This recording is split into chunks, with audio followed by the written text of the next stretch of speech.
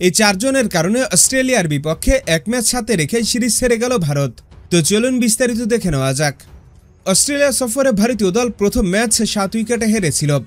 সুতরাং দ্বিতীয় ম্যাচে জয় ছাড়া আর কোনো বিকল্প রাস্তা নেই ভারতের সামনে, কারণ ম্যাচ হেরে গেলে সিরিজ হেরে যাবে। এমন পরিস্থিতিতে ভারতীয় দল আগে ব্যাট করতে নেমে 265 রানের টার্গেট দাঁড় করায় অস্ট্রেলিয়ার সামনে। আর এই টার্গেটের বিপক্ষে অস্ট্রেলিয়া 3 ওভার 4 বল হাতে রেখেই 2 উইকেটে ম্যাচ জিতে নেয়। পাশাপাশি 1 ম্যাচ হাতে রেখে সিরিজও নিজেদের করে নিয়েছে স্বাগতিক অস্ট্রেলিয়া। তবে যাই হোক, ভারতের হয়ে আজকে ব্যাটিংয়ে সফল ছিল রোহিত শর্মা 73, শ্রেয়াস আয়ার 61 এবং অক্ষর প্যাটেল 44। বাকিরা শুধু যাওয়া আসা করেছে। যাই হোক, এই ম্যাচ হারের পেছনে মোট 4 জনকে দায়ী করা হচ্ছে। এরা হচ্ছে নাম্বার 1 গৌতম গম্ভীর।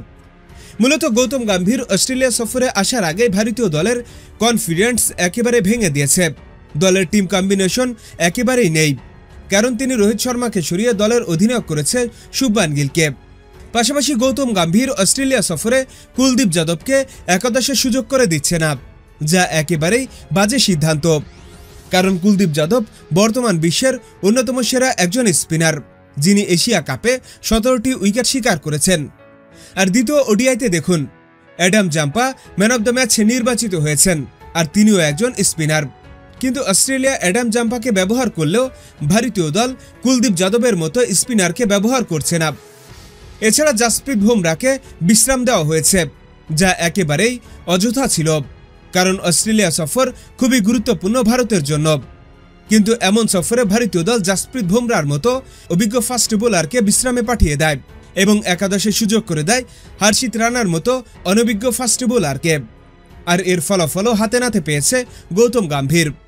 তাই তো গৌতম গম্ভীরকে দায়ী করা হচ্ছে এই সিরিজ হারার জন্য, কারণ তিনি অস্ট্রেলিয়া সফরে আসার আগেই দলের ভিতর ঝামেলা তৈরি করেছে।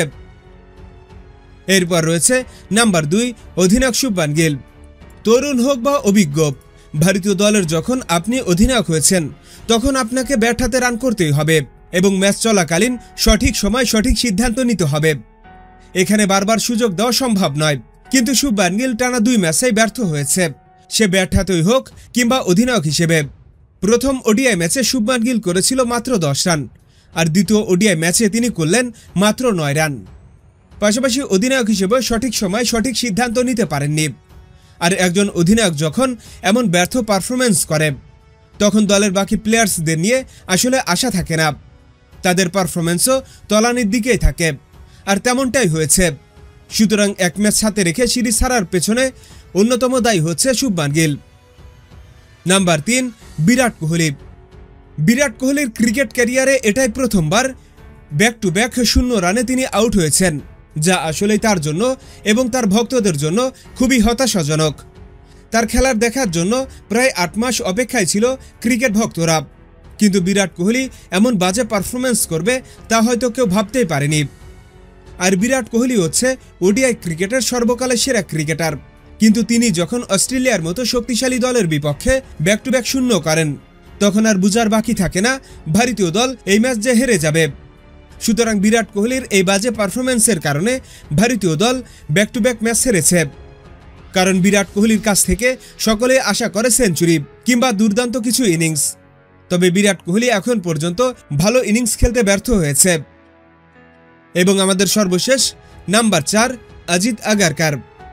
সম্প্রতি গৌতম গম্ভীর সরাসরি জানিয়ে দিয়েছেন, আমি কোনো খেলোয়াড়কে বাদ দেই না, নির্বাচকরাই স্কোয়াড তৈরি করে, আর সেই স্কোয়াডের ভিতর থেকেই আমি সেরা একাদশ নির্বাচন করি। তাই তো কে দলে আসলো কে দলে থাকলো না, এসব আসলে আমার হাতে নেই, সবকিছুই নির্বাচকদের উপর। এদিকে অজিত আগারকার হচ্ছে সেই প্রধান নির্বাচক, যিনি ভারতীয় দলের স্কোয়াড একেবারে ভালোভাবে ঘোষণা করতে পারছেন না। জাসপ্রীত বুমরাহ দলে নেই, তাই তো অস্ট্রেলিয়ার বিপক্ষে এখন ভারতের দলের হয়ে সবথেকে প্রয়োজন ছিল মোহাম্মদ শামির মতো অভিজ্ঞ ফাস্ট বোলার, কিন্তু অজিত আগারকার বলেছে মোহাম্মদ শামি নাকি ফিট নন। তবে অজিত আগারকারের এই মতামতের বিপক্ষে গিয়ে জবাব দিয়েছে মোহাম্মদ শামি। তিনি বলেছেন, আমি একেবারেই ফিট, যারা বলছে আমি ফিট নই তারা ভুল বলেছেন। আর এখান থেকে বোঝা যায় ভারতীয় দল মূলত অজিত আগারকারের ভুল নির্বাচনের কারণেই একের পর এক ম্যাচ হেরে যাচ্ছে। আর অস্ট্রেলিয়ার বিপক্ষে এমন গুরুত্বপূর্ণ সিরিজে অজিত আগারকারের সিদ্ধান্তগুলো ছিল একেবারেই বাজে। তাই তো এক ম্যাচ হাতে রেখে সিরিজ হারার পেছনে অন্যতম কারণ হচ্ছে অজিত আগারকার। হ্যাঁ বন্ধুরা, আপনাদের কি মনে হয় এই 4 জনের কারণেই ভারতীয় দল কি ম্যাচ হেরে গেল?